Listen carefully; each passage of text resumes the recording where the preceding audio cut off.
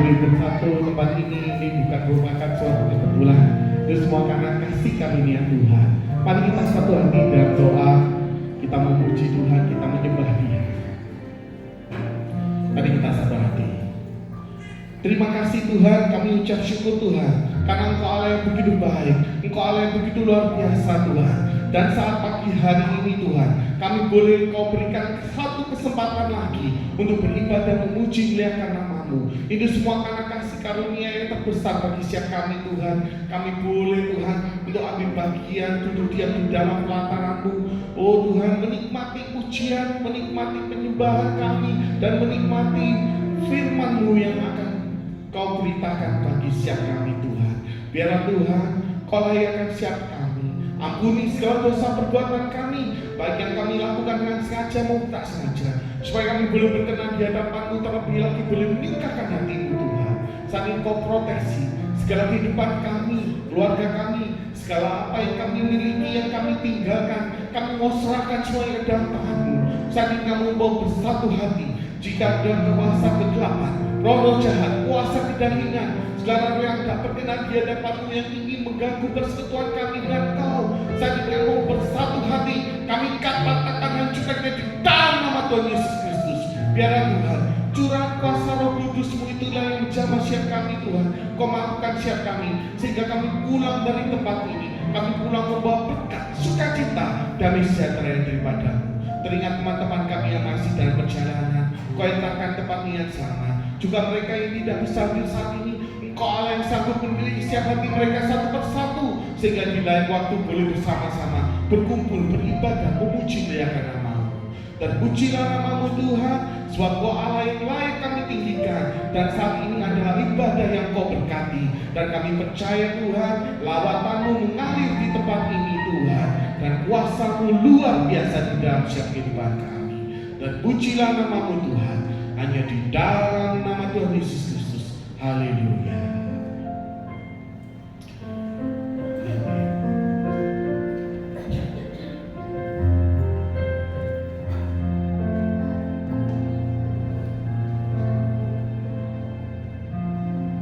Takkan pernah ada kasih di dunia seperti kasih-Mu Tuhan. Kau telah buktikan cinta-Mu padaku dengan penebusan-Mu.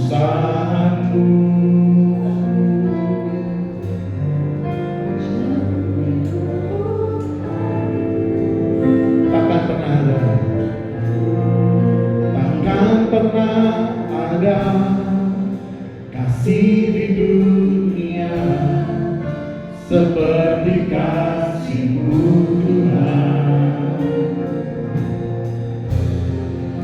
Kau telah buktikan cinta-Mu padaku dengan penebusan-Mu. Jauh di lubuk hati, jauh di lubuk hatiku, ingin ku katakan, Kau selalu ada dalam hatiku, menemani hidupku, memuji-Mu, menyembah-Mu selamanya. Itulah yang ku pilih.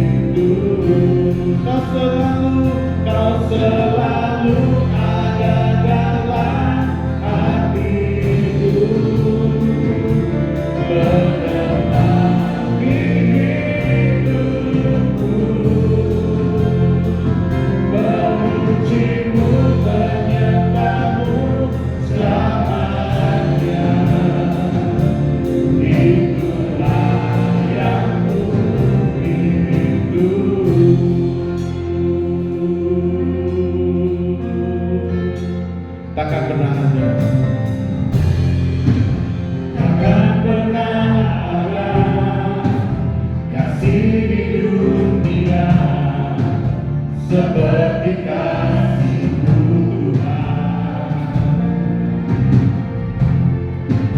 Kau telah buktikan cinta-Mu padaku dengan penebusan-Mu. Jauh di lubuk hatiku ingin ku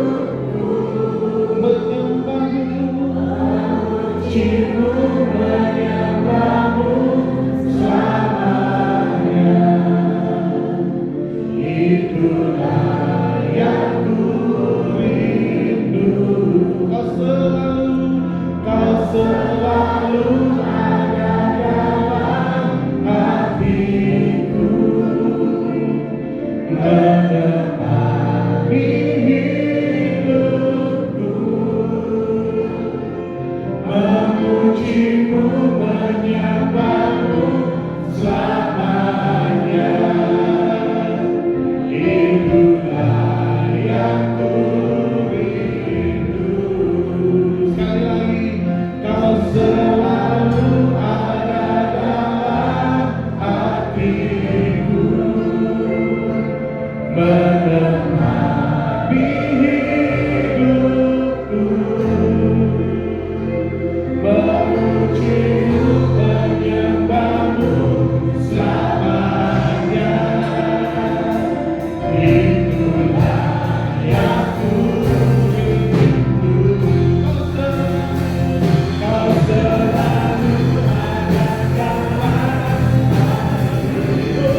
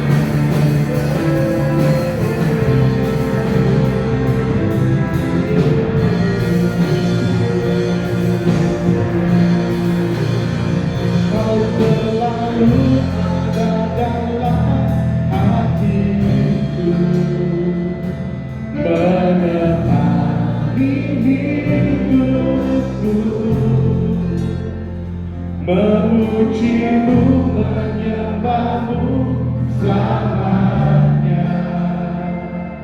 Itulah yang ku rindu, kau selalu ada dalam hatiku,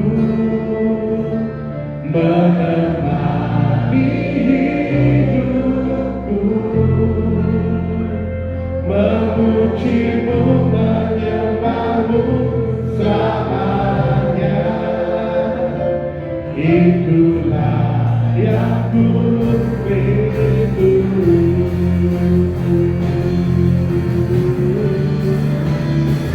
Kau selalu ada dalam hatiku, menemani hidupku, memujimu, menyembahmu selamanya. Itulah yang ku rindu. Kau selalu ada dalam hatiku, menemani hidupku, memujimu,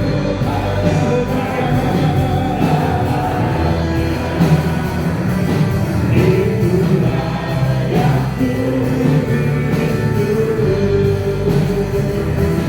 Itulah yang ku rindu. Itulah yang ku rindu.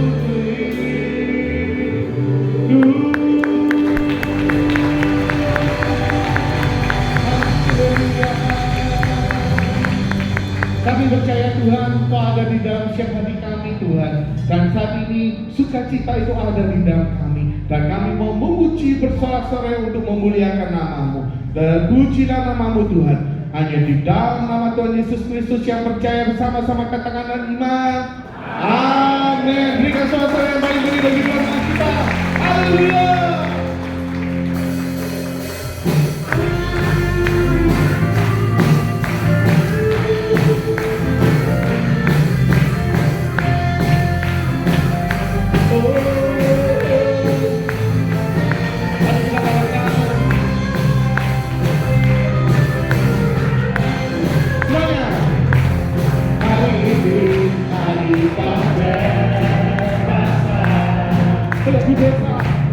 Lagu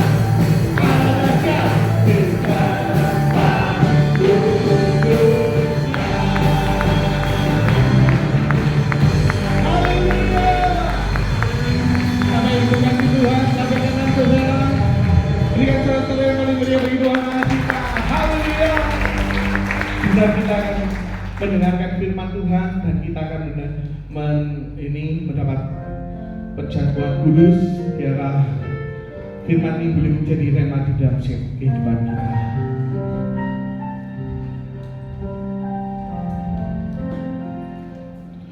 Yesus, apa arti hidupku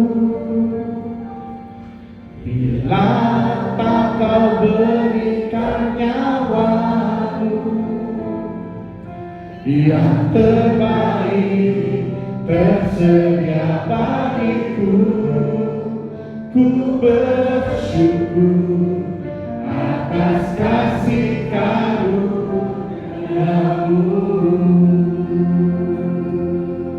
Saling memutuskan mata. Salibmu membuka mataku, betapa berharga nilai hidupku. Menanggung semua dosaku, berikan hidupku, menggantikan diriku. Bukan karena perbuatanku, anugerah yang selamatkanku. Yesus, apa arti hidupku bila Kau tak berikan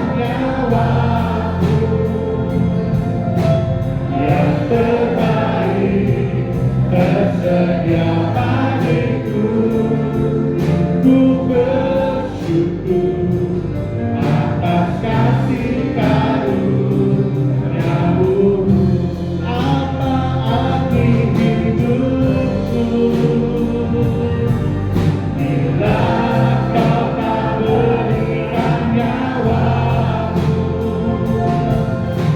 yang terbaik tersedia bagiku. Ku bersyukur atas kasih karunia-Mu.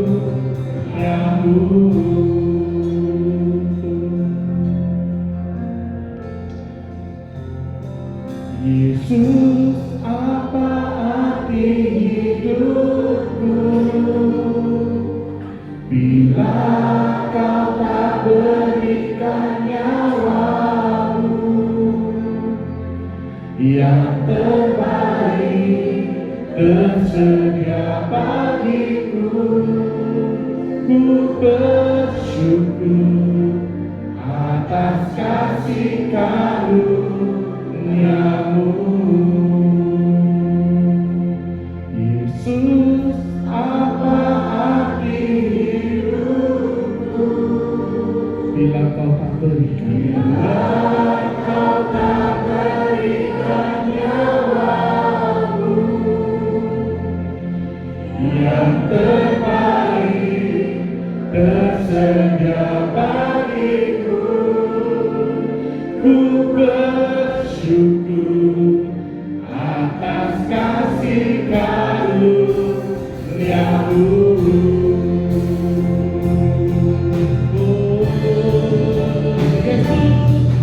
Yesus, Kaulah arti hidupku yang telah memberikan nyawamu yang terbaik tersedia bagiku. Ku bersyukur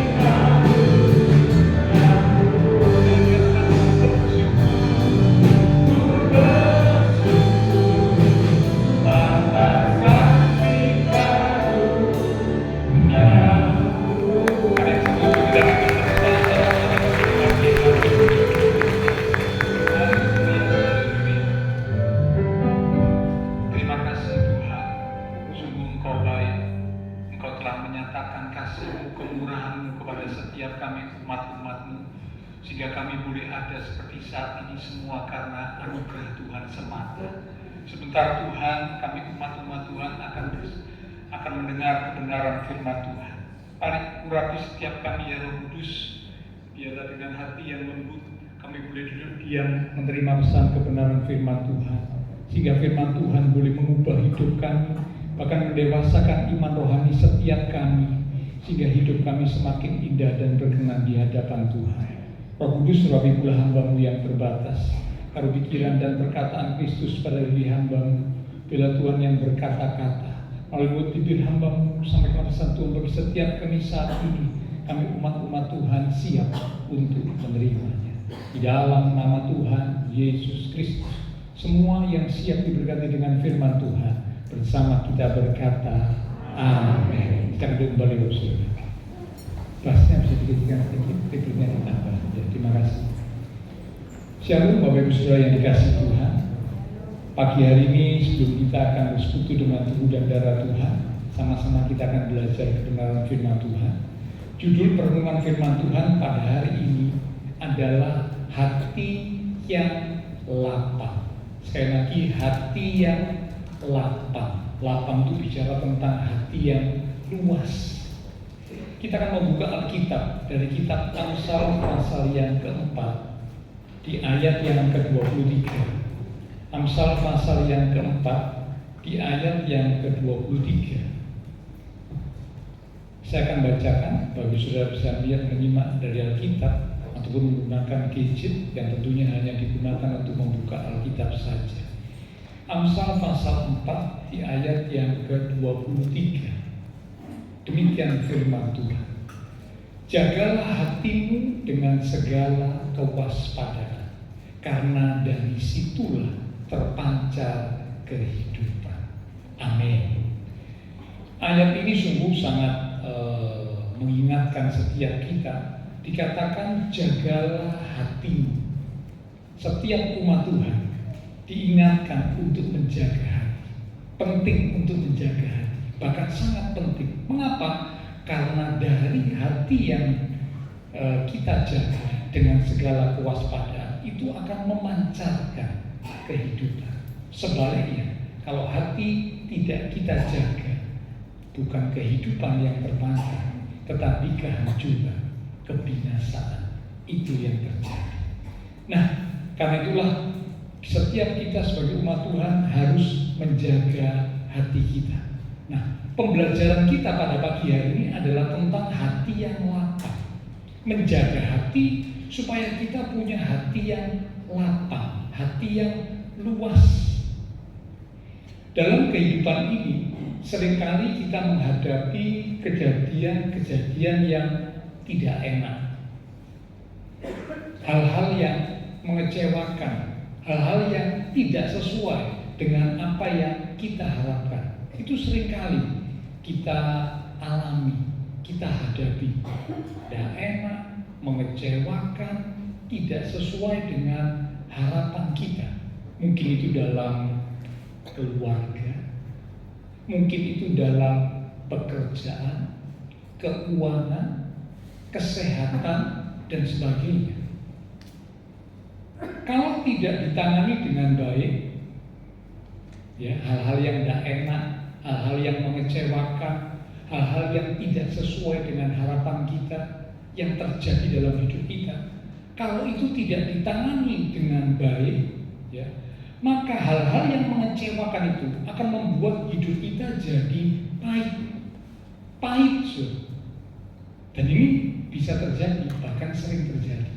Ada orang-orang yang hidupnya jadi pahit karena waktu dia mengalami hal-hal yang tidak enak, hal-hal yang mengecewakan, hal-hal yang tidak diharapkan, dia tidak bisa menangani, dia tidak bisa mengatasi hal tersebut, sehingga akhirnya hidupnya jadi pahit.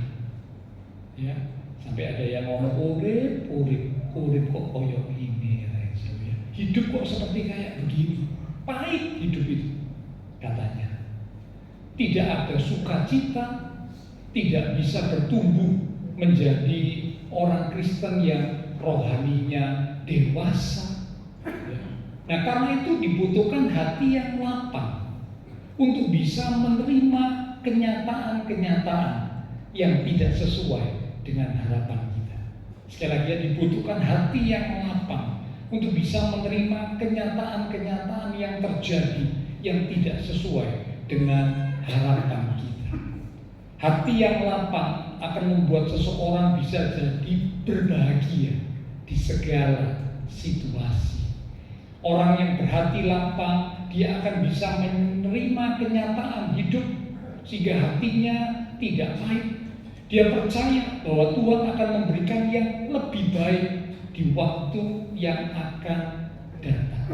Mungkin hari ini sedang mengalami yang tidak enak, mengalami hal yang tidak diharapkan, namun dia percaya Tuhan akan menyediakan dan memberikan hal yang lebih baik di waktu yang akan datang.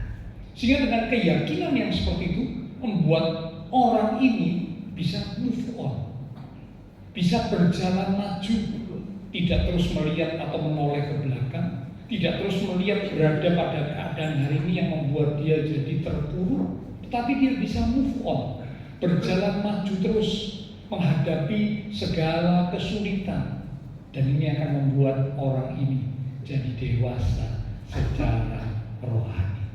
Sehingga akhirnya orang ini bisa semakin mengandalkan Tuhan dan bersyukur di dalam segala keadaan yang terjadi dalam hidupnya. Nah, kita akan melihat ada satu tokoh Alkitab ya yang boleh menjadi satu pembelajaran buat kita. Seorang yang memiliki hati yang lapang, hati yang luas, sehingga akhirnya berkat Tuhan melimpah di dalam hidupnya. Siapakah orang ini? Orang ini adalah Abraham. Ya, bapak orang percaya, bapak orang beriman. Ya, dia boleh jadi teladan yang baik dalam hal punya hati yang lapang atau hati yang luas. Ayo kita akan lihat, kita akan belajar dari kisah tentang Abraham ini. Nah, Abraham punya hati yang lapang karena dia punya 3 ciri. Kita akan belajar bersama ya. 3 ciri orang yang punya hati yang lapang. Yang pertama, kita buka dari kitab Kejadian pasal yang ke-13 di ayat yang ke-7 sampai dengan ayat yang ke-8. Kejadian pasal 13 di ayat 7 mulai. Karena itu terjadilah perkelahian antara para gembala Abraham dengan para gembala Lot. Waktu itu orang Kanaan dan orang Feris diam di negeri itu. Maka berkatalah Abraham kepada Lot, janganlah kiranya ada perkelahian antara aku dan engkau, dan antara gembalaku dan para gembalamu, sebab kita ini kerabat. Bapak Ibu kasih sekat Kejadian pasal 13. Nanti kita juga akan lihat ayat-ayat yang berikutnya ya. Nah, siapakah Lot? Lot itu adalah keponakan dari Abraham. Ya, pada waktu Abraham diperintahkan oleh Allah untuk keluar dari Ur Kasdim, tempat di mana Abraham berada bersama dengan keluarganya, Allah diperintah keluarlah dari Ur Kasdim, pergilah ke tempat yang akan kutunjukkan kepadamu. Aku akan membuat engkau menjadi bangsa yang besar. Dan selanjutnya Abraham membawa serta Lot. Lot ini adalah keponakan dari Abraham. Jadi ayahnya Lot itu adalah saudara dari Abraham. Nah, setelah mereka meninggalkan Ur Kasdim atas perintah Tuhan, mereka mulai berjalan. Singkat cerita, dan di dalam waktu-waktu berikutnya mereka diberkati karena Abraham taat kepada Allah. Ya, ketaatan Abraham mendatangkan berkat dalam hidup Abraham. Ya, mulai ternak mereka bertambah banyak, ternaknya Abraham bertambah banyak, ternaknya Lot juga bertambah banyak. Nah, pada waktu ternak-ternak mereka bertambah banyak, mulailah terjadi perselisihan. Ya, mengapa? Karena ternak yang semakin banyak tentu membutuhkan lahan untuk makan itu yang semakin luas. Karena ternaknya semakin banyak. Ya, sehingga akhirnya mulai terjadi perselisihan, berebut ya, antara gembala ternaknya Abraham dengan gembala ternaknya Lot. Ya, nah biasa manusia kan memang begitu. Kalau waktu masih belum punya apa-apa, rukun, baik, ya. Tetapi begitu mulai memiliki sesuatu, mulai semakin berhasil, mulai semakin sukses, mulai semakin kaya, nah muncullah perselisihan, pertengkaran, dan sebagainya. Ini juga terjadi, dialami. Memang yang bertengkar bukan Abraham dan Lot, bukan. Yang bertengkar itu gembala-gembala ternak mereka. Gembala ternaknya Abraham dengan gembala ternaknya Lot. Itu yang bertengkar. Tetapi kalau ini tidak segera diatasi, ini akan semakin luas. Tentu gembala ternak Abraham lapor kepada Abraham tuannya, gembala ternak Lot lapor kepada Lot tuannya. Nah, lama-lama ini bisa jadi provokasi, memprovokasi, ya, Abraham maupun Lot lama-lama bisa terbakar oleh laporan-laporan perkataan yang diberikan oleh gembala-gembala ternak mereka. Dan tidak menutup kemungkinan akhirnya bisa juga terjadi pertengkaran antara Abraham dan Lot. Mungkin terjadi. Tetapi Abraham sebagai seorang yang berlapang hati, ya, waktu itu Abraham berkata kepada Lot keponakannya, ya, janganlah kiranya ada perkelahian antara aku dan engkau, antara para gembalaku dan para gembalamu, sebab kita ini kerabat. Ciri yang pertama, orang yang punya hati yang lapang, hati yang luas seperti Abraham ini adalah orang yang suka berdamai.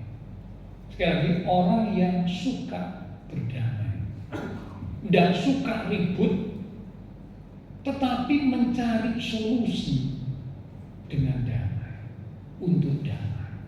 Ya, sekali lagi, ciri yang pertama, seorang yang punya hati yang lapang, seorang yang punya hati yang luas, orang itu akan suka berdamai. Seperti Abraham ini, waktu mulai terjadi dia melihat gejala-gejala mengarah terjadinya pertengkaran, perselisihan, bahkan perselisihan yang lebih tajam lagi. Sebelum itu terjadi, segera Abraham memanggil Lot dan berkata, Lot, ini keadaan yang tidak baik. Ini tidak boleh terjadi. Apalagi waktu itu mereka diam di sebuah tempat dikelilingi oleh orang-orang yang tidak mengenal Tuhan. Ada orang Kanaan, ada orang Feris. Itu kalau Bapak Ibu baca di ayat yang ke-7, ya. Orang Kanaan, orang Feris itu adalah orang-orang yang tidak mengenal Tuhan. Nah, tentu kalau sampai antara Abraham dan Lot terjadi pertengkaran yang tajam, perselisihan yang tajam, ini tidak memuliakan Tuhan.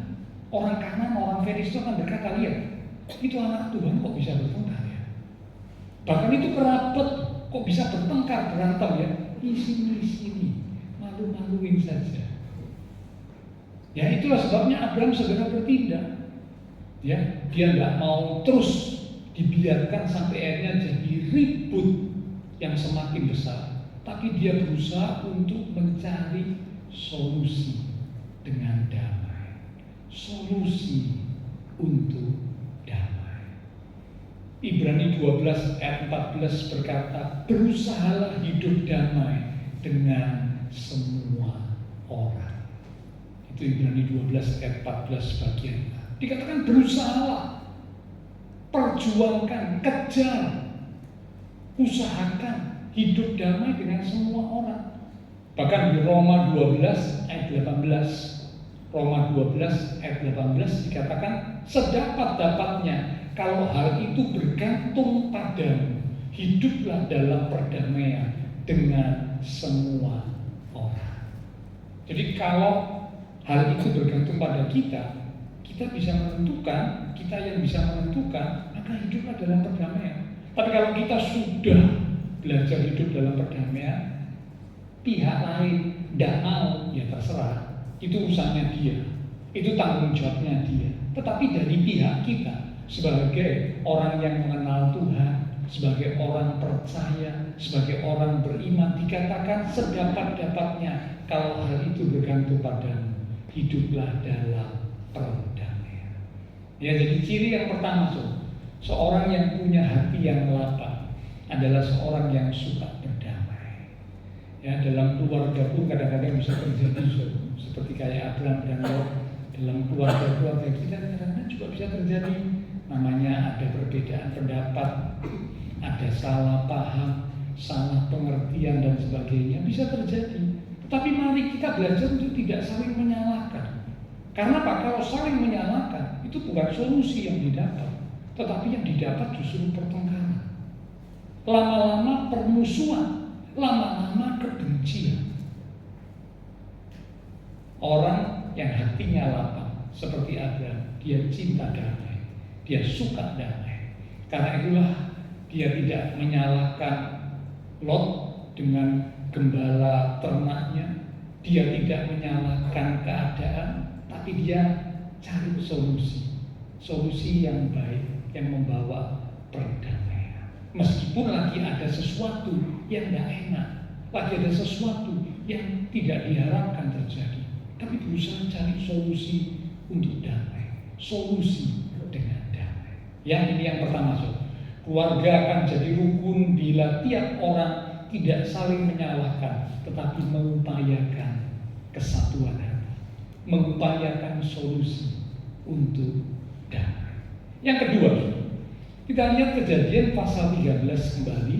Sekarang kita buka lanjut di ayat yang ke-9 sampai dengan ayat yang ke-11. Ayat 9. Bukankah seluruh negeri ini terbuka untuk engkau? Ini perkataan dari Abraham kepada Lot. Baiklah, pisahkan dirimu daripadaku. Jika engkau ke kiri, maka aku ke kanan. Jika engkau ke kanan, maka aku ke kiri. Lalu Lot melayangkan pandangnya, dan dilihatnya bahwa seluruh lembah Yordan banyak airnya, seperti taman Tuhan, seperti tanah Mesir sampai ke Soar. Hal itu terjadi sebelum Tuhan memusnahkan Sodom dan Gomora. Sebab itu Lot memilih baginya seluruh lembah Yordan itu, yang dikatakan subur itu ya, seperti taman Tuhan. Lalu ia berangkat ke sebelah timur dan mereka berpisah. Nah, Bapak Saudara, ciri yang kedua, ya, setelah tadi Abraham seorang yang cinta damai, suka damai, berusaha untuk mencari solusi jalan keluar untuk mereka bisa tetap damai. Maka yang kedua, ciri orang yang punya hati yang lapang, hati yang luas, adalah orang yang sedia untuk berkorban. Sekali lagi, sedia untuk berkorban. Abraham tidak mempertahankan haknya, tapi Abraham belajar untuk mau mengalah. Dibuktikan dengan apa? Dia ngomong sama Lot. Lot ini keponakannya, tentu namanya keponakan ya, pasti orang yang lebih muda, bahkan jauh lebih muda. Abraham pula yang membawa Lot keluar dari Ur Kasdim. Jadi Abraham punya peran yang penting, peran yang sangat berjasa untuk Lot keponakannya, sehingga Lot bisa jadi orang yang diberkati sampai ternaknya jadi banyak. Abraham punya peran yang penting, punya peran yang besar atas hidup Lot keponakannya, karena Abraham membawa Lot, dan Lot ketika bersama dengan Abraham diberkati secara luar biasa. Tetapi ketika mulai terjadi problem, kesulitan, ya, perselisihan, Abraham akhirnya mengalah. Dia ngomong sama Lot, Lot, silakan engkau memilih lebih dulu. Kita pisah supaya perselisihan ini nggak makin tajam, nggak makin besar. Ya, kalau kita terus bersama, kemungkinan perselisihan ini jadi semakin tajam. Lama-lama bukan cuma para gembalamu, kamu dan aku bisa berselisih lama-lama. Dan itu tidak memuliakan Tuhan. Ayo pisahkan diri. Silakan kamu lihat daerah mana yang akan kamu pilih untuk kamu tempati. Kalau kamu ke kanan, aku ke kiri. Kalau kamu ke kiri, aku ke kanan. Ya, dan Alkitab mencatat lalu Lot melayangkan pandangannya. Ya, nah ini yang seringkali disampaikan oleh para hamba Tuhan. Lot memilih berdasarkan pandangan matanya yang dianggap baik, ya, seperti taman Tuhan. Ya, tetapi ternyata di tempat itulah justru akhirnya Lot mengalami banyak hal yang tidak enak. Ya, nanti kita akan lihat. Nah, jadi Lot waktu itu memilih lebih dulu. Seharusnya sebagai keponakan, orang yang lebih muda, orang yang juga mendapat banyak pertolongan, bantuan dari omnya, dari pamannya. Seharusnya Lot itu ngomong begini, seharusnya paman atau om yang pilih duluan dong. Kalau mau ke kanan, tidak apa, saya ke kiri. Kalau mau ke kiri, tidak apa, saya ke kanan. Seharusnya sebagai orang yang lebih muda, orang yang menerima banyak pertolongan bantuan dari omnya, seharusnya Lot bersikap demikian. Tapi Alkitab menceritakan Lot tidak seperti itu. Ya, ini keponakan yang kurang tahu diri. Ya, keponakan yang kurang ajar, agak kurang ajar. Ya, omnya dilangkai. Ya, tapi yang luar biasa, Abraham rela. Dia tidak mempertahankan haknya. Dia dengan bersikuku dia ngomong, aku harus milih duluan, aku yang menentukan duluan, karena aku ini lebih tua dari kamu, aku ini yang membantu dan menolong kamu, aku yang harus milih duluan. Tidak, omnya tidak begitu, om Abraham tidak begitu. Seorang yang sedia berkorban, ya, hatinya penuh dengan kemurahan, sehingga dia sampai rela, ya, dia tidak mempertahankan haknya, tapi dia mau mengalah kepada keponakannya. Hati yang berkorban bukan hanya terjadi pada saat ketika Abraham sedang diperhadapkan masalah dengan Lot. Tetapi kalau Bapak Ibu ingat di Kejadian pasal 22, waktu Tuhan minta Ishak, anak yang tunggal, untuk dipersembahkan kepada Tuhan sebagai korban bakaran. Itu Kejadian pasal 22 mencatat. Ternyata pada waktu itu pun Abraham meskipun hatinya berat, tapi dia melangkah. Ini bukti bahwa Abraham adalah seorang yang sedia untuk berkorban, rela untuk berkorban. Bahkan apa yang paling dicintai, apa yang paling disayangi, yaitu Ishak, anaknya yang ditunggu-tunggu sekian lama, anak perjanjian. Ketika Tuhan minta, rela diberikan, dipersembahkan kepada Tuhan. Ya, jadi jelas bahwa Abraham ini seorang yang memang rela, sedia untuk berkorban. Dia mengalah kepada Lot keponakannya. Mengalah bukan berarti kalah. Banyak orang berpikir kalau mengalah itu berarti kalah. Ya, memang mengalah itu kan akar katanya dari kalah, ditambahi jadi mengalah, gitu. Ya, sepertinya dianggap mengalah itu sepertinya kalah. Tetapi sesungguhnya mengalah itu bukan berarti kalah. Tetapi mengalah itu justru memberi kesempatan untuk Tuhan menjadi hakim yang adil buat kita. Sekali lagi ya, mengalah itu bukan berarti kalah.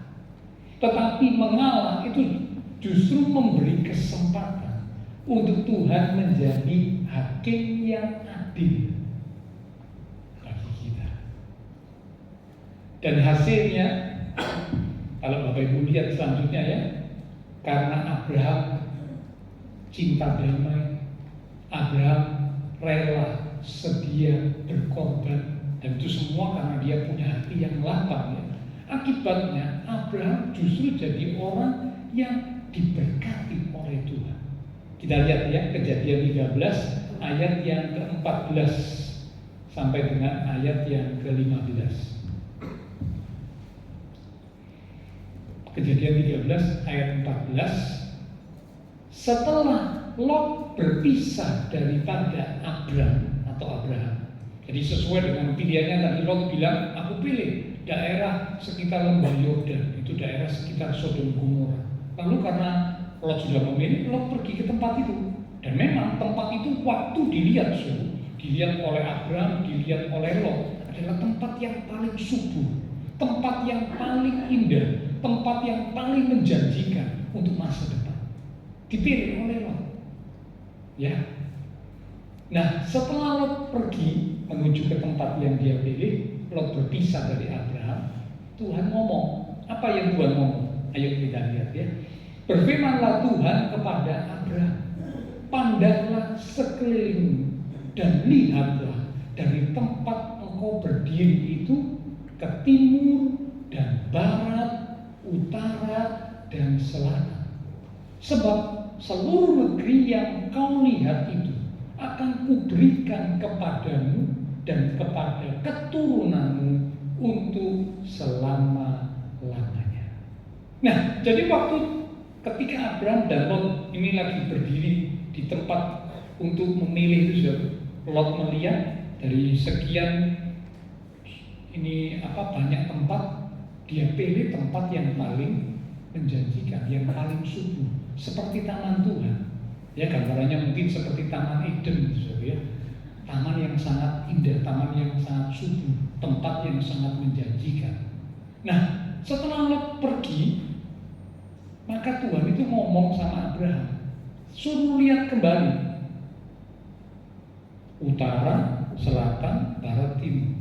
Semua tempat yang bisa kau lihat oleh Abraham diputeri, ya, karena ini kan 4 penjuru, semua diputeri.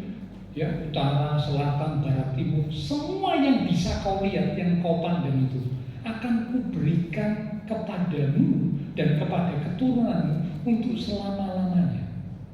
Bapak Ibu Saudara, bukankah waktu ketika Abraham dan Lot bersama, Lot memilih juga tempat yang dia bisa lihat, tapi hanya satu arah, yaitu ke arah lembah Yordan, daerah Sodom Gomora dan sekitarnya. Setelah Lot pergi, Tuhan ngomong sama Abraham, suruh lihat lagi.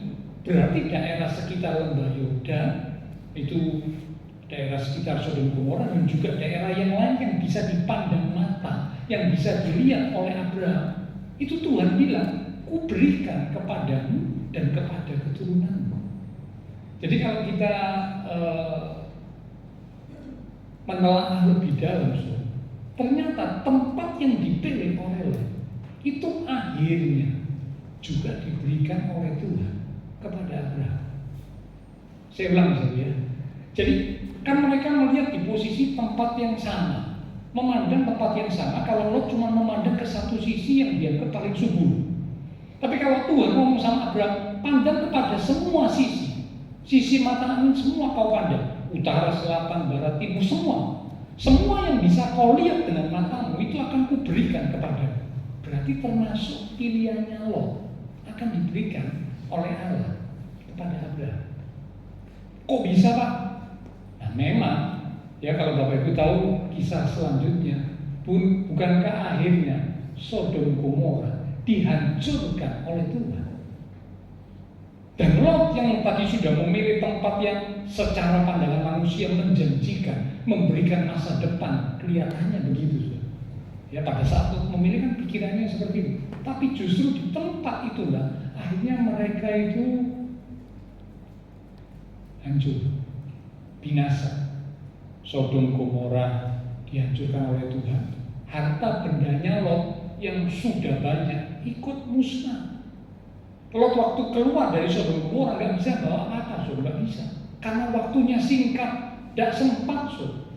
Karena malaikat yang datang kepada Lot bilang, ayo segera, cepat, kalau tidak kau akan binasa. Dibuktikan apa? Istrinya Lot, hatinya masih ada di hartanya, hatinya masih ada di kekayaannya. Jika waktu dia berjalan melangkah keluar dari Sodom Gomora, hatinya ketinggalan.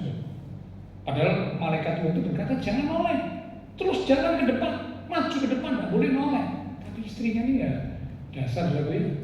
Tapi saya percaya para wanita atau ibu-ibu di tempat tidak seperti itu. Ini kalau istrinya lebih, hatinya ketinggalan, ketinggalan di belakang. Padahal sudah dipesenin sama malaikat Tuhan, jangan noleh. Nah, waktu noleh apa yang terjadi? Binasa. Jadi tiang garam, saudara. Ya, istrinya mati binasa, hartanya habis. Padahal tadi sudah sangat banyak, ya, sampai terjadi perebutan tempat makanan ternak. Nah, tapi akhirnya habis. Anak-anaknya setelah Lot dan 2 anaknya keluar, melakukan satu tindakan yang sangat memalukan. Ya, maaf, anak-anaknya bersetubuh dengan ayahnya sendiri karena dia waktu itu tidak ada, mungkin pikirnya tidak ada laki lain, tidak ada pria lain. Sudah kita buat saja bapak kita mabuk. Setelah bapaknya mabuk, nah, terjadilah tindakan seperti itu. Memalukan. Jika waktu anak-anak Lot ini melahirkan, anak dari anak-anak Lot ini manggil Lot bingung, bisa manggil kong, bisa manggil papa. Loh, ya kan, betul kan? Betul kan? Karena kan ini anaknya Lot juga, bukan keinginannya Lot, tapi anak perempuannya Lot yang buat bapaknya mabuk sampai tidak sadar, lalu terjadilah tindakan yang memalukan itu. Jadi waktu anak-anak dari anak-anak perempuan dari Lot itu melahirkan, ini anak-anaknya ini manggil apa? Bisa manggil kong atau kakek, bisa manggil papa atau ayah. Ini benar-benar tindakan yang memalukan. Itu terjadi atas orang yang tidak ngerti yang seharusnya dilakukan. Dia berusaha mengambil, merampas hak. Mestinya dia beri kesempatan, om pilih duluan, paman pilih duluan. Tapi enggak, dia beri kesempatan, langsung sikat saja. Ya, katanya orang tidak kenal Tuhan biasanya begitu saja. Ayo cepet-cepetan, dan cepet. Nek tidak cepet orang keduman gitu saja. Kalau tidak cepet, tidak segera, nanti tidak kebahagiaan. Seringkali kan banyak orang berpikiran seperti itu. Itu juga ada di pikirannya, cepet-cepet saja. Tapi justru yang cepet-cepet itu akhirnya malah habis. Hartanya habis, keluarganya hancur. Nah, tempat itu akhirnya, ya, tempat sekitar lembah Yordan dan sekitarnya yang pokok bisa dilihat, dipandang oleh Abraham, semua itu diberikan oleh Allah kepada Abraham. Jadi orang yang punya hati lapang itu akhirnya justru dapat berkat yang jauh lebih banyak. Semuanya itu justru akhirnya jadi miliknya Abraham. Yang ketiga, saudara, yang terakhir, ciri orang yang punya hati lapang. Yang pertama, suka berdamai. Yang kedua, sedia berkorban. Yang ketiga, Kejadian 14 ayat 12 dan 14. Kejadian 14 ayat yang ke-12. Juga Lot, anak saudara Abram, beserta harta bendanya dibawa musuh. Lalu mereka pergi, sebab Lot itu diam di Sodom. 14. Ketika Abram mendengar bahwa anak saudaranya yaitu Lot tertawa, maka dikerahkannya orang-orang yang terlatih, yakni mereka yang lahir di rumahnya, 318 orang banyaknya, lalu mengejar musuh sampai ke Dan. Cukup sampai situ ya, nanti selanjutnya bisa Bapak Ibu baca sendiri. Jadi waktu itu Sodom Gomora dengan rajanya itu berhasil dikalahkan oleh kerajaan lain. Karena bisa dikalahkan, maka semua kekayaan harta benda dari penduduk Sodom Gomora itu dirampas, dijarah. Bahkan penduduknya juga ikut ditawan, ya, dibawa jadi tawanan. Itu dialami oleh Lot dan keluarganya karena kerajaan Sodom Gomora kalah dalam peperangan. Nah, dalam situasi yang seperti itu, waktu Abraham tidak tinggal diam. Ya, biasanya manusia, ya, tapi saya percaya kalau umat Tuhan gini tidak seperti itu. Biasanya kalau manusia, ya, melihat orang yang tadinya nyerobot-nyerobot, orang yang tadinya melakukan yang tidak baik, orang yang tadinya melakukan yang merugikan kita, ngalami tidak enak, kita tuh ngomong apa sih? Jujur, biasanya ngomong apa sih? Syukur, kapok, rasakno, walat. Tadi nyerobot-nyerobot, sakar PDW, merugikan aku, menyakiti aku. Wah, bahkan pakai ayat firman Tuhan. Aku ini kan biji mata Tuhan. Karena biji mata Tuhan diusik, ya ini tanggung risikonya, kapok. Nah, biasanya begitu, saudara. Tapi saya percaya jemaat di beda enggak ya begitu, saudara. Ya, kalau di sini, kalau di rumah ya saya nggak tahu, saudara. Ya. Nah, Abraham waktu itu bukannya nyukurin, tapi Alkitab mencatat Abraham segera bertindak. Dia gunakan kemampuan yang ada untuk membebaskan Lot dan keluarga. Mestinya bisa saja Abraham diam aja, bapak no. Tadi dia ngerampas, dia melakukan semaunya sendiri. Tapi ternyata Abraham tidak. Amsal pasal 24, kita lihat sebentar ya. Amsal pasal 24 di ayat yang ke-17. Ini ayat-ayat yang hampir terakhir ya. Amsal 24 ayat 17. Jangan bersuka cita kalau musuhmu jatuh. Ya, jadi kalau melihat orang yang tadi merugikan kita, nyakiti kita itu jatuh, ngalami yang nggak enak, ngalami malah petaka, seperti kayak Lot ini ya. Dikatakan jangan bersuka cita kalau musuhmu jatuh. Jangan hatimu beria-ria kalau ia musuhmu yang menyakiti kamu terperosok. Supaya apa? Supaya Tuhan tidak melihatnya dan menganggapnya jahat, lalu memalingkan murkanya daripada orang itu. Artinya begini, kalau kita melihat seorang yang menyakiti kita itu jatuh, hancur, terperosok, kena malapetaka dan sebagainya, lalu kita ini senang, syukur dong, kapok kan, maka dikatakan itu akan membuat ya kita ini jadi orang yang jahat di mata Tuhan. Kita ini yang menyukurkan itu dikatakan jadi orang yang jahat di mata Tuhan. Dan akibatnya murka Tuhan yang tadinya ada atas orang itu, orang yang merugikan kita, yang menyakiti kita, itu berbalik. Murka Tuhan itu datang kepada kita. Itu maksudnya. Jadi kalau kita nyukur ngapok orang yang menyakiti kita, justru itu merugikan kita langsung. Tidak boleh. Mana itu dikatakan murka Tuhan akan berbalik kepada kita. Kita yang di mata Tuhan jadi orang yang jahat. Ya, jadi sekarang kita ngerti saudara ya. Ternyata meskipun ada orang yang menyakiti, merugikan, membuat hidup kita mungkin gak enak saudara ya. Tapi jangan. Kalau dia sedang mengalami sesuatu yang tidak enak, jangan sampai dikatakan hati kita, nah seperti itu jangan. Itu sudah malah akhirnya murka Tuhan beralih kepada kita. Nah, Abraham gunakan seluruh kemampuannya untuk membebaskan Lot, dan akhirnya singkat cerita, Lot, keluarganya, harta bendanya bisa ditolong dan diselamatkan oleh Abraham. Jadi ciri yang ketiga, orang yang punya hati lapang, dia siap untuk menolong, meskipun itu orang yang sudah merugikan. Wah, saya waktu belajar ini saya ngomong jujur ya, mantap so. Betul ya? Tidak gampang so. Tidak gampang.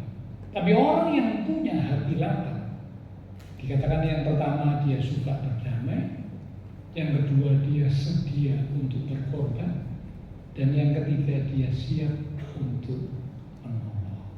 Inilah bedanya orang yang besar, bukan badan besar ya, tapi orang yang besar yang hatinya lapang dengan orang yang kerdil. Ini akan nampak dalam peristiwa-peristiwa seperti ini, akan nampak orang yang besar, orang yang hatinya lapang dengan orang yang kerdil, itu akan kelihatan dalam peristiwa-peristiwa seperti ini. Abraham menjadi teladan orang yang besar, orang yang punya hati lapang, orang yang punya hati luas. Nah, sekarang penutup. Mungkin Bapak Ibu Saudara bertanya, Pak, bagaimana supaya saya bisa punya hati yang lapang, hati yang luas itu bagaimana? Ada tips sederhana dalam menjalani kehidupan. Ya, ketika kita mengalami hal-hal yang tidak enak, hal-hal yang tidak diharapkan terjadi dalam hidup kita, tapi supaya kita bisa tetap punya hati yang lapang, hati yang luas, sehingga kita bisa dapat kebahagiaan meskipun lagi mengalami yang tidak enak. Ada tips 5 hal untuk membuat hati kita bisa lebih lapang dan damai meskipun sedang menghadapi sesuatu yang tidak diharapkan. Yang pertama, terimalah kenyataan. Sekali lagi, terimalah kenyataan. Ada banyak orang tidak bisa menerima kenyataan. Waktu mengalami masa sulit, dia tidak bisa terima kenyataan. Dia tidak bisa menerima keadaan yang sedang terjadi. Hatinya jadi semakin sempit, semakin panas, semakin marah, dan sebagainya. Bukan lapang, tapi malah sebaliknya, semakin kacau hatinya. Kenapa? Dia tidak bisa menerima kenyataan, tidak bisa menerima keadaan.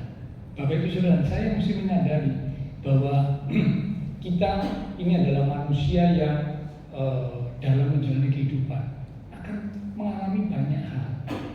Kehidupan tidak selalu berjalan mulus. Kehidupan tidak selalu berjalan seperti yang kita harapkan. Enggak. Ada kalanya, bahkan sering kali kehidupan terjadi tidak seperti yang kita harapkan. Terima kenyataan. Kalau memang diizinkan oleh Tuhan, terima kenyataan. Ya, jangan menolak kenyataan justru membuat hati kita semakin tidak lapang. Terimalah kenyataan. Bukan berarti pasrah dengan keadaan, bukan. Tetapi terima kenyataan. Memahami bahwa tidak semua hal bisa kita kendalikan dalam hidup ini. Ada hal yang kadang-kadang memang di luar kendali kita. Kita sudah upayakan yang terbaik, tapi yang terjadi di luar kendali kita. Yang terjadi justru sebaliknya. Nah, kalau kita nggak bisa terima, wah, semakin panas seperti kita. Jauh dari hati yang lapang, jauh, malah sebaliknya, hatinya semakin sempit, semakin kacau.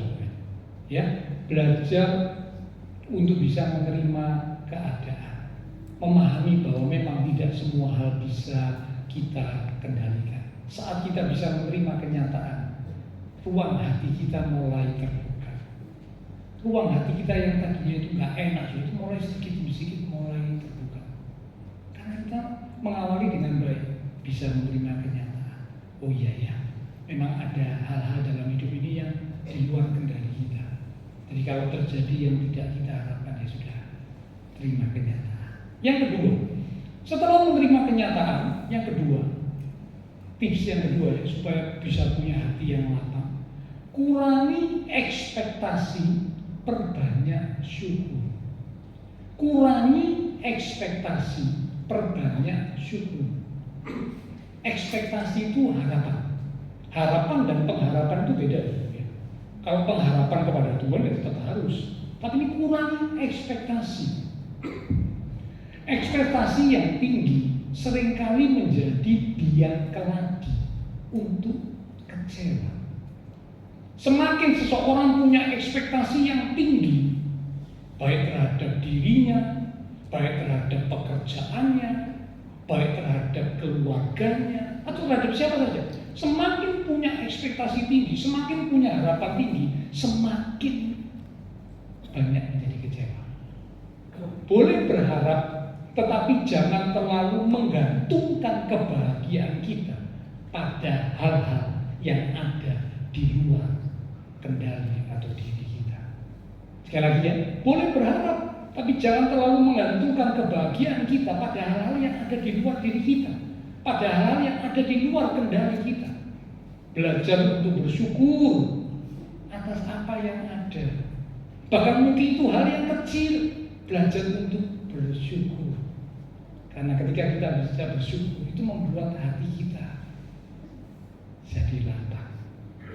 Sekali lagi, waktu kita bisa bersyukur, itu membuat hati kita jadi lapang. Ya, ini yang kedua.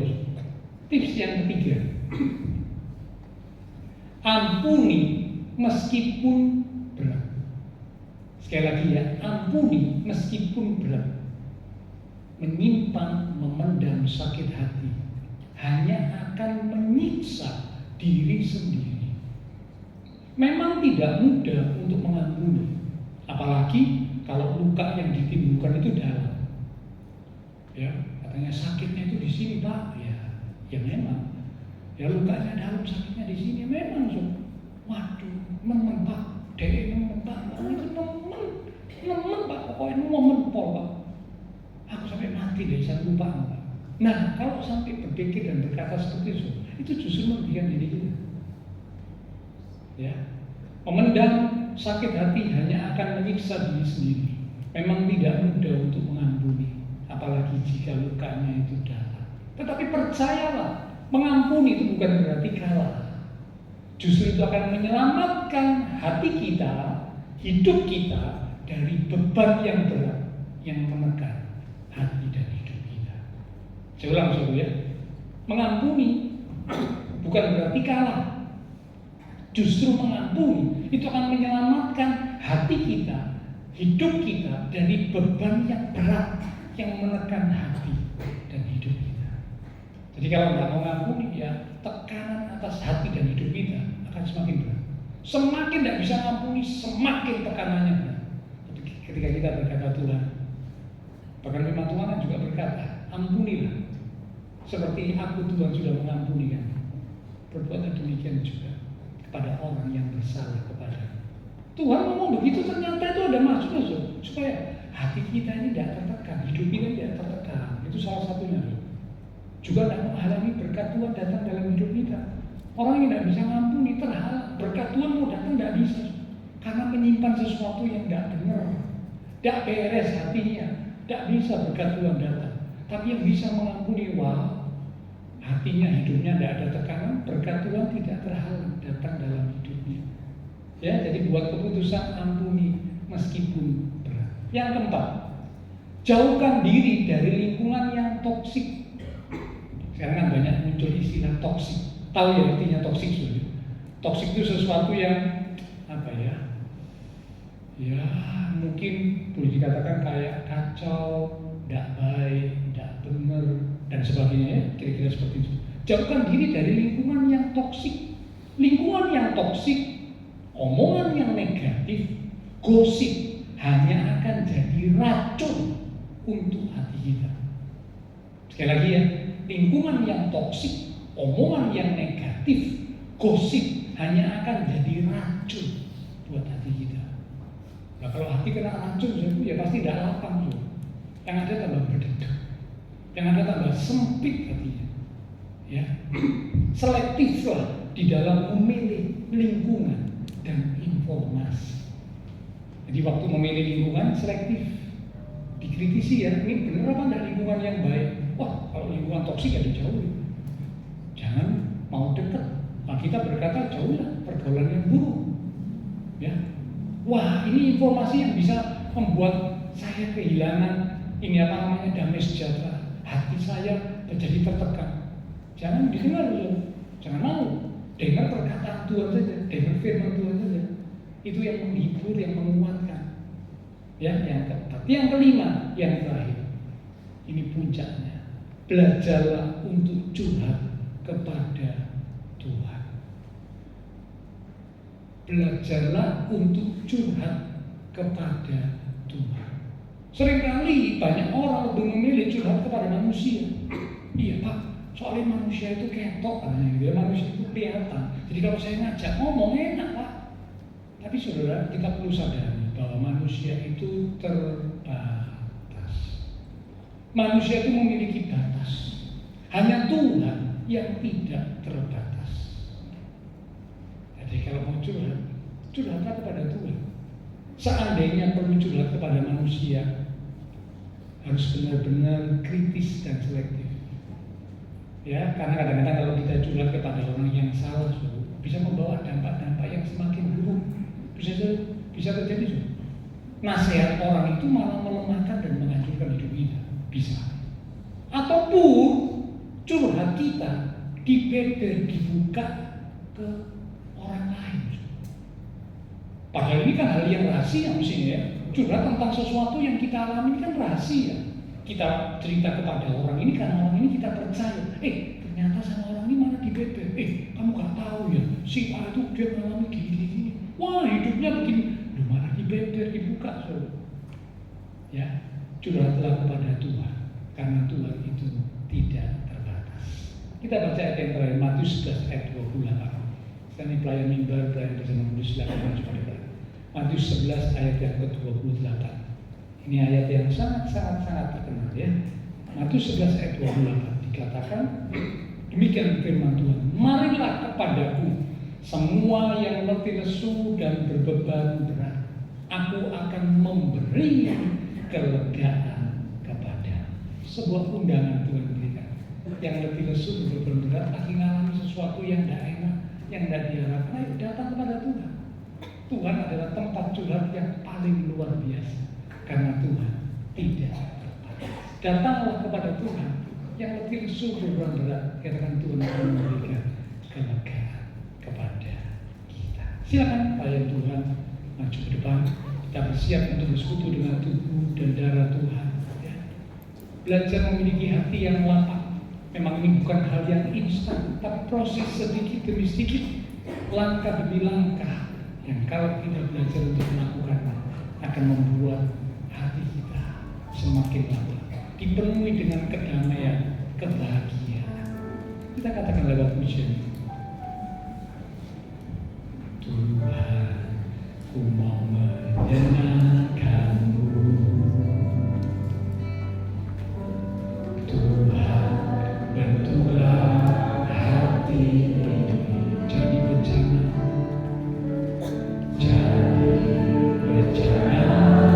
untuk hormat-Mu. Janganlah bagai kapas bumi. Tuhan, ku serahkan hatiku. Tuhan,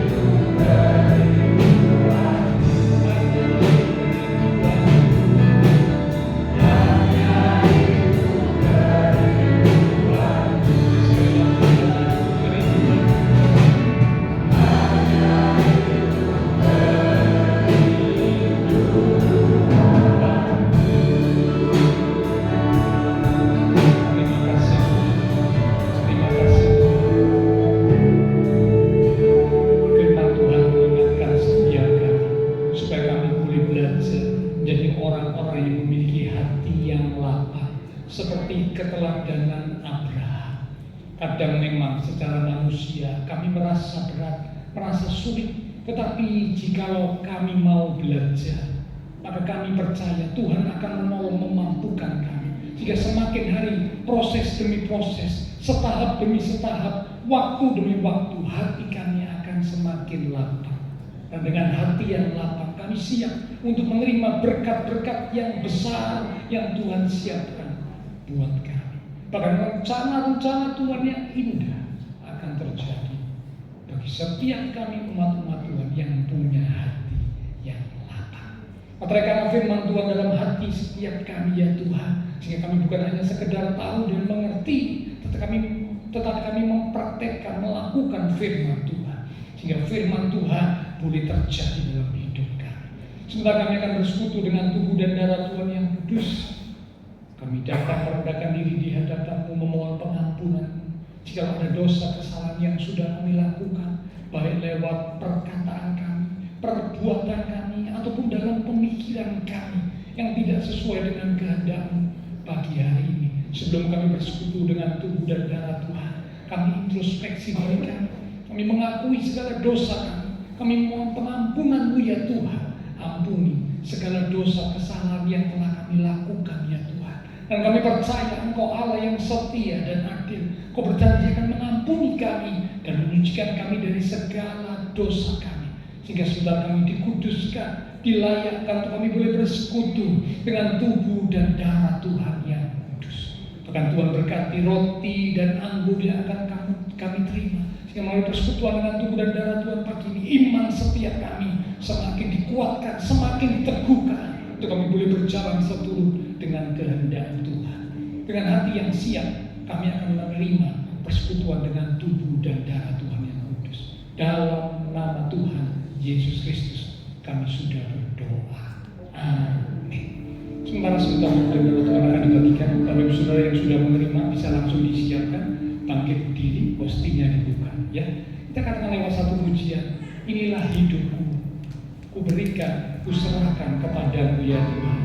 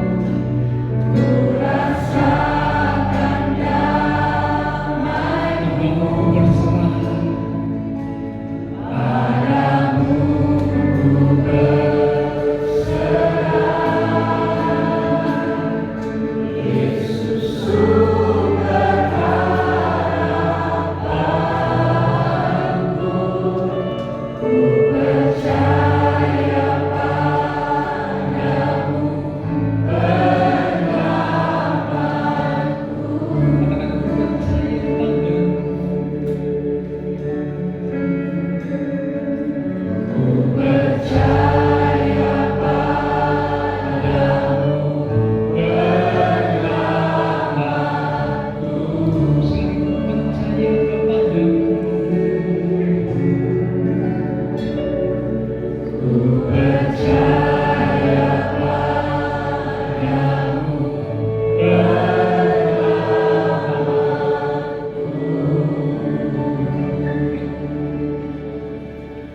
kasih Tuhan, terima kasih Tuhan. Inilah hati kami, inilah hidup kami. Kami bawa, kami persembahkan kepadamu Tuhan. Kami rindu untuk senantiasa mendekat kepadamu, karena hanya dekat Tuhan ada ketenangan. Daripada Tuhan datang keselamatan kami.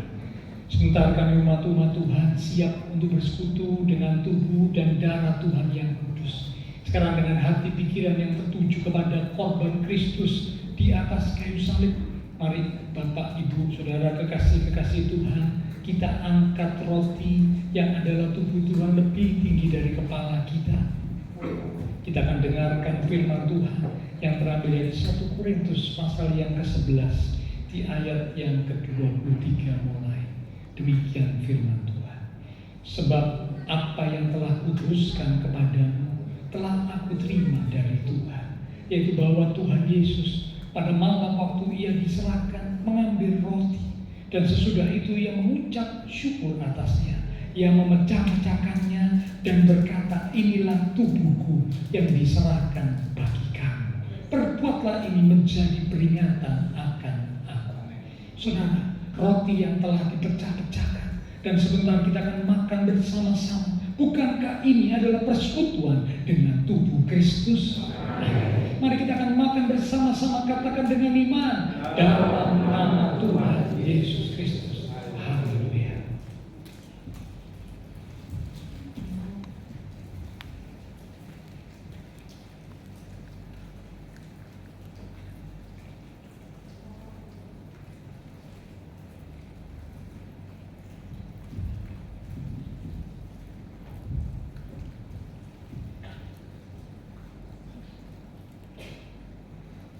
Terima kasih Tuhan. Terima kasih untuk persekutuan dengan tubuh. Terima kasih Tuhan. Terima kasih. Mari sekarang kita angkat cawan lebih tinggi dari kepala kita. Kembali kita akan dengar firman Tuhan. Demikian juga ia mengambil cawan sesudah makan, lalu berkata, cawan ini adalah perjanjian baru yang dimeteraikan oleh darahku, darah perjanjian yang ditumpahkan untuk pengampunan dosa. Perbuatlah ini setiap kali kamu meminumnya menjadi peringatan akan aku. Saudara, cawan yang telah kita minta akan berkat atasnya, dan sebentar kita akan minum bersama-sama. Bukankah ini adalah persekutuan dengan darah Kristus? Amin. Mari kita akan minum bersama-sama, katakan dengan iman, dalam nama Tuhan Yesus Kristus. Haleluya.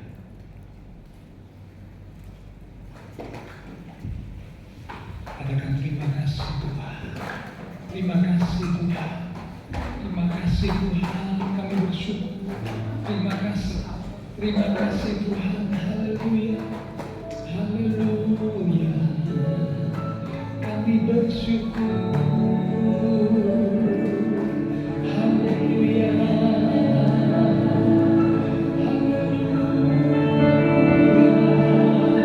Mari angkat hati dan suara kita katakan terima kasih. Mari naikkan syukur kita. Haleluya.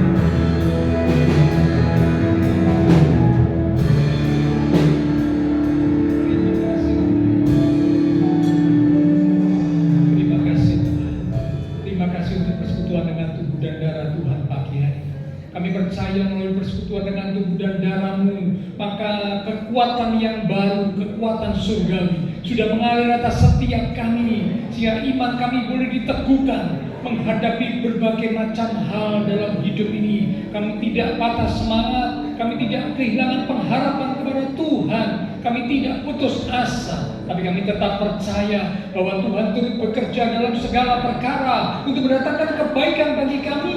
Bahkan Tuhan menyediakan hal-hal yang semakin indah, lebih baik di waktu-waktu yang akan datang buat setiap kami yang tetap berjalan di dalam kehendak Tuhan. Kami percaya pagi ini Tuhan, semua kami yang hadir diberkati Tuhan, diberkati iman rohani, diberkati keluarga rumah tangga, diberkati usaha pekerjaan, diberkati studi sekolah, diberkati kesehatan kami, bahkan diberkati masa depan kami. Kau sediakan masa depan yang indah penuh dengan pengharapan. Terima kasih Tuhan. Semua yang sudah melayani persembahan yang dipersembahkan, apapun yang dilakukan setiap umat Tuhan, karena mengasihi Tuhan, Allah sumber segala berkat akan memberkati dan terus memakai hidup kami untuk kami boleh lebih lagi berkarya bagi Tuhan untuk kemuliaan Tuhan. Kami berdoa buat teman-teman seiman kami yang tidak bisa hadir. Tuhan menilik melawat setiap mereka. Jika ada mereka yang sakit Tuhan, Engkau jamah, berikanlah kekuatan, kesehatan, kesembuhan di dalam nama Tuhan Yesus Kristus. Oleh bilur Tuhan Yesus yang sakit disembuhkan, yang lemah dikuatkan, yang susah dihiburkan. Bahkan yang sedang menghadapi masalah, kesulitan, pergumulan dalam hidup ini, dan dengan iman yang teguh tetap menanti-nantikan Tuhan, dengan satu keyakinan Tuhan menyatakan pertolongan tepat pada waktunya. Kami berdoa memberkati bangsa negara kami Indonesia, pemimpin-pemimpin bangsa kami, kota kami Surabaya, demikian juga tetangga lingkungan sekitar gereja Tuhan. Memberkati setiap jemaat-jemaat Tuhan yang berulang tahun sepanjang minggu ini, bila dengan pertambahan usia yang Tuhan beri, membawa kami semakin sungguh-sungguh dekat dan melekat kepada Tuhan. Terima kasih Tuhan. Setelah selesai ibadah, kami sudah bisa satu dengan yang lain, kembali ke aktivitas kami, kembali ke keluarga rumah tangga kami. Biarlah segala berkat, anugerah, damai, sukacita yang melimpah dari Allah Bapa surgawi, kasih Tuhan Yesus Kristus, persekutuan dengan kuasa Roh Kudus akan terus memimpin menuntun langkah kehidupan setiap kita. Itu terus kita sedang mulai pagi ini sampai Maranatha Tuhan Yesus datang kembali. Di dalam nama Tuhan Yesus Kristus, semua yang percaya diberkati Tuhan. Mari bersama dengan iman kita berkata, Amin. Kau berkati kita secara sendiri.